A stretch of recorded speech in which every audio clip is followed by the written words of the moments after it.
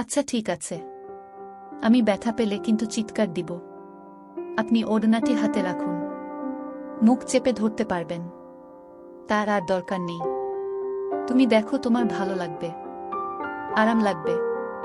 আর তোমাকে আমি কষ্ট দেওয়ার জন্য এখানে আনিনি। প্রিয় বন্ধুরা, কেমন আছেন সবাই? আশা করছি ভালো আছেন। আপনাদের মাঝে আজকে শেয়ার করব আমার ভাই ও ভাবির বাসর রাতের কিছু মুহূর্ত। তো ভিডিওটি শেষ পর্যন্ত দেখতে থাকবেন, আর নতুন দর্শক হয়ে থাকলে চ্যানেলটি সাবস্ক্রাইব করে সাথেই থাকবেন। সুন্দর মেয়ে বিয়ে করতে পেরে রানা। বিকেলে বাজারে গিয়ে রানা একটি জেলি, একটি সস, কিছু আচার আর এক প্যাকেট স্যানিটারি ন্যাপকিন কিনল রানীর জন্য। রাত 9টায় আবার ভাতের টেবিলে দেখা। ঘড়ির কাঁটা একসময় 10টার ঘর পেল। নিঝুম গায়ে চারদিকে ছড়িয়ে পড়ে সুনসান নীরবতা। বাইরে ঘুটঘুটে আধার, মনে হচ্ছে ভুতুড়ে পল্লী। বসার ঘরে রানার বিশাল বইয়ের সংগ্রহ আছে, দৈনিক কাগজ আর অনেক সাময়িকী।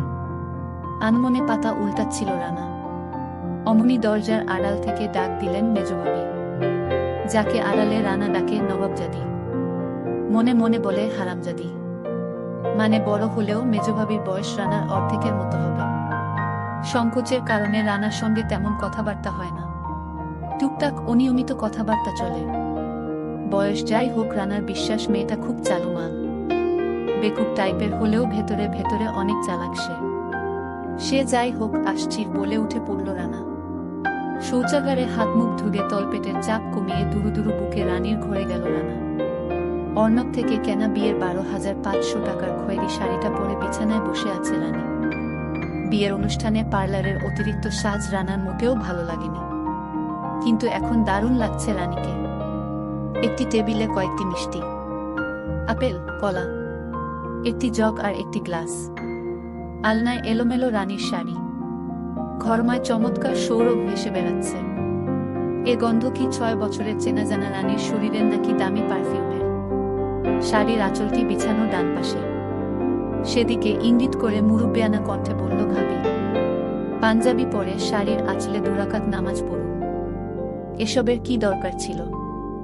এত দামি শাড়ি, আমার ভারে তো সব পাথর প্রতিচুমকি নষ্ট হয়ে যাবে। এটা নিয়ম, তাড়াতাড়ি নামাজ শুরু করুন। জো হুকুম বলে শাড়ির আঁচলে দাঁড়ালো রানা। নামাজ শেষ করার আগেই দুষ্টু চোখে এক পলক তাকিয়ে দরজা টেনে দিলেন ভাবি। এখন ঘরে শুধু 2টি প্রাণী। কে কি বলবে, কি করবে বুঝে উঠতে পারছে না। বাংলা চলচ্চিত্রের মতো এ বাসরে ফুলের সাজ নেই, নেই কোনো জমকালো আয়োজন। তারপরও যেন তারা মহাসখী। মনে পড়ছে দুজনের তরি, কত প্রতিকূলতা ডিঙিয়ে ভিড়েছে কুলে।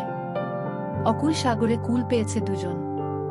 কত বিশ্বাস অবিশ্বাসে দোলাচালে ঘুরপাক খেতে খেতে দুর্গম পথ পাড়ি দেওয়া। একে অপরের কাছে আসা, পরকে আপন করে নেওয়া। কত অপর প্রহর গুনেছে এই মুহূর্তের জন্য। ভাবনার সাগরে হাবুডুবু খেতে খেতে একসময় রানার দুপায়ে রানীর হাতের ছোঁয়া লাগে। পুলকিত হয় রানা। না না, কি করছো?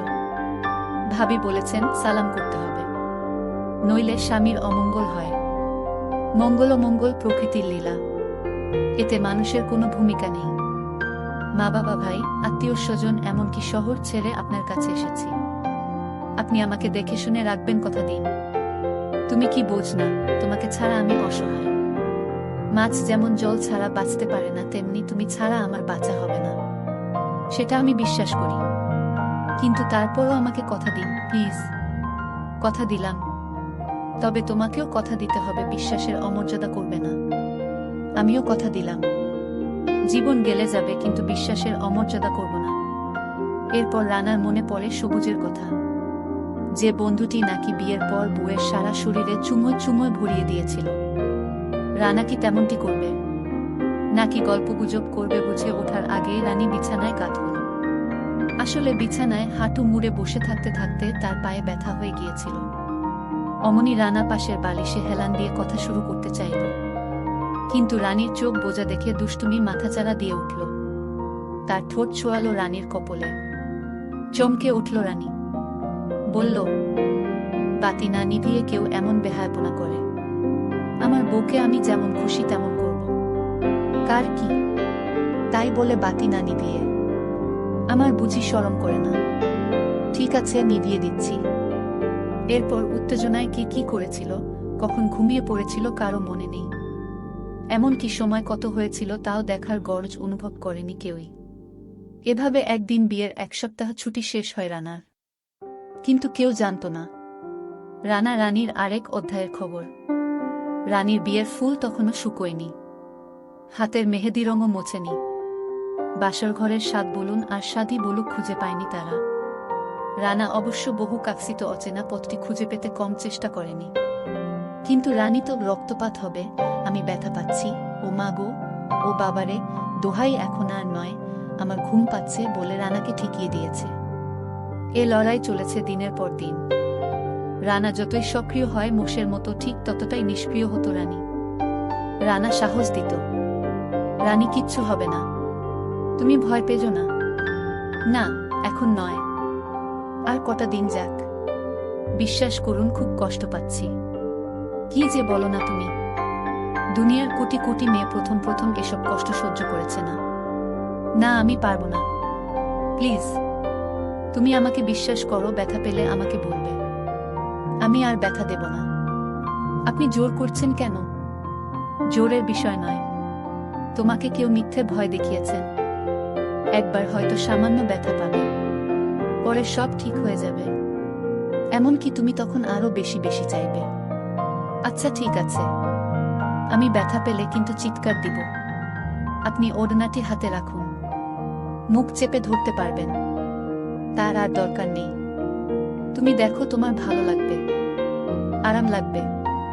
আর তোমাকে আমি কষ্ট দেওয়ার জন্য এখানে আনিনি। এভাবে কতদিন কত রাত গেছে মনের সঙ্গে মনের, বনের বাঘের আগে মনের বাঘের সঙ্গে লড়াই করে। সে কাহিনী দুনিয়ার কেউ জানে না, জানতে চায়নি কেউ।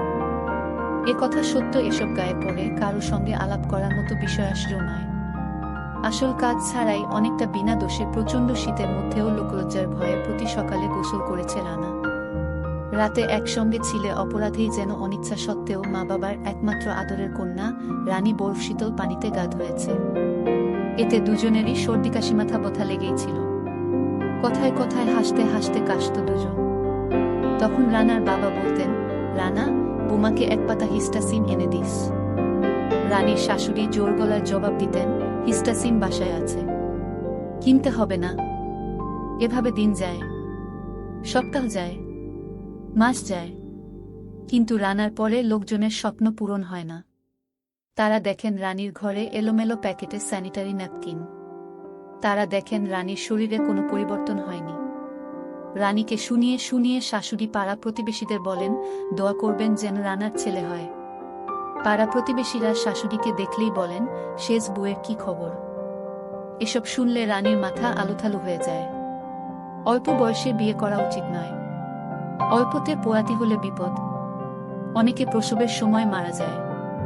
হরহামেশা এসব টেলিভিশনে দেখাচ্ছে, কিন্তু সমাজে এর খুব বেশি প্রভাব পড়ছে কই? মনে কষ্টের দলা পাকে, বুকে কলজেটা মোচ মারে। কাকের কাকা রবে শিহরিত হয় রানী। দিন যায় রাত আসে, কখনো একা থাকার জ্বালা, আবার কখনো পরের খোঁচার যন্ত্রণা। তিলে তিলে শেষ হয় রানীর মুখের হাসি। চিন্তার বলিরেখা দেখা যায় তার সুন্দর কপলে। কৃষ্ণ তিলকের মতো তার মুখে দেখা দেয় ব্রণ। খেতে ইচ্ছে হয় না, কথা বলতে ইচ্ছে করে না। এভাবে বেঁচে থাকা দায়। এক জীবনে এমন দুঃখ পাবে তা রানীর ধারণাতেই আসেনি। তার সব স্বপ্ন আজ দুঃস্বপ্নে পরিণত হয়েছে। আসার কথা, এখনো রানীর প্রাণের মানুষটি তো আপন হয়ে আছে।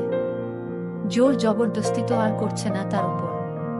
শীতি ছেলে বলেই হয়তো 2-2.5 মাস ধৈর্য ধরেছে। নইলে বাঘ কি হরিণ শিকার করে মাংস না খেয়ে দূরে সরে যায়। খারাপ মানুষ হলে কবেই রানীর সব ফাটিয়ে ফেলত। এমনকি প্রবাসী স্বামী হলেও রানী এমনভাবে রেহাই পেত না। বিয়ের প্রথম রাতেই বাসরঘর সাজিয়ে রাখত। তারপর শোনা যেত খাটের খ্যাচ খ্যাচ শব্দ। বান্ধবীরা বলতো, অনেকে তো নাকি দিনেও ছাড়ত না বউদের। এসব ভাবলে বলা যায় রানী সঠিক সিদ্ধান্তই নিয়েছে। এটা নিশ্চিত তার স্বামী তাকে বুঝতে চেষ্টা করে। অবশ্য বড়লোক ঘরে এসেছিল রানীর জন্য, কিন্তু বড় লোকের ঘরেও তো সুখ নেই। টাকার খেলায় কত নারী অসহায় হয়ে পড়েছে তার কোনো হিসাব নেই। কেউ কেউ আভিজাত্যের গৌরবে মদ খেয়ে মাতাল হয়ে বাসায় ফেরে, কেউ কারণে কারণে বউ কিলিয়ে সুখ পায়, আবার কেউ বস্তিবাসীর মতো 4টি বিয়ে করে দাসীর মতো ব্যবহার করে। মৌমাছির মতো এক ফুলের মধু খাওয়া শেষ হলে আবার আরেক ফুলের সর্বনাশ করে। নিজের চোখেই তো কত দেখেছে। সংসার বড় কঠিন জিনিস। দুনিয়াটা বড় আজব জায়গা। এখানে কখন কি হয়, কি হতে কি হয় বোঝা বড় দায়। না আর ভাবতে পারে না রানী। কপালে যা আছে তাই হবে। অথচ বিয়ের আগে কত স্বপ্ন বুনেছিল তারা, কত আনন্দ আর হইচই হবে। রাশি রাশি কত হাসি ছড়াবে, মনে রাখার মতো কত গান গুনগুন করবে। শুভাকাঙ্ক্ষী স্বজনদের আদর সোহাগ আর হোডরে আলোকিত হবে চারপাশ। মধুচন্দ্রিমায় যাবে দূরে কোথাও, যেখানে মায়ের শাসন থাকবে না, শাশুড়ির চোখ রাঙানি থাকবে না। শুধু থাকবে শরতের বিকেলের নীল আকাশ, সাগরের নীল জল, পাহাড়ের মতো উঁচু ঢেউ, গহীন বন। আর থাকবে রানা। ভাবনার সঙ্গে বাস্তবের যে ফারাক তার সমীকরণ জানা ছিল না রানারানীর। শুধু ভালোবাসা দিয়ে সুখ ও শোকের মরীচিকার মতো এ দুনিয়ায় বেঁচে থাকা যায়। কোনো পথে গেলে মুক্তি মেলে, সেই পথের খোঁজ কে দেবে এ দম্পতিকে? কে দেবে তাদের সুখের ঠিকানা যেখানে কোনো বিড়ম্বনা নেই? আসলে তেমন কোনো পথ বা ঠিকানা জানা আছে কারো? প্রতিমভাবে রানারানী, যারা হতে পারত আরব উপন্যাসের চেয়েও ভালো নায়ক নায়িকা। প্রিয় বন্ধুরা, ভিডিওটি যদি ভালো লেগে থাকলে তাহলে ভিডিওটিতে লাইক করবেন, আর এখনো যারা এই চ্যানেলটি সাবস্ক্রাইব করেননি জলদি সাবস্ক্রাইব করে আমাদের সাথে থাকুন এরকম নতুন নতুন মজার গল্প পেতে।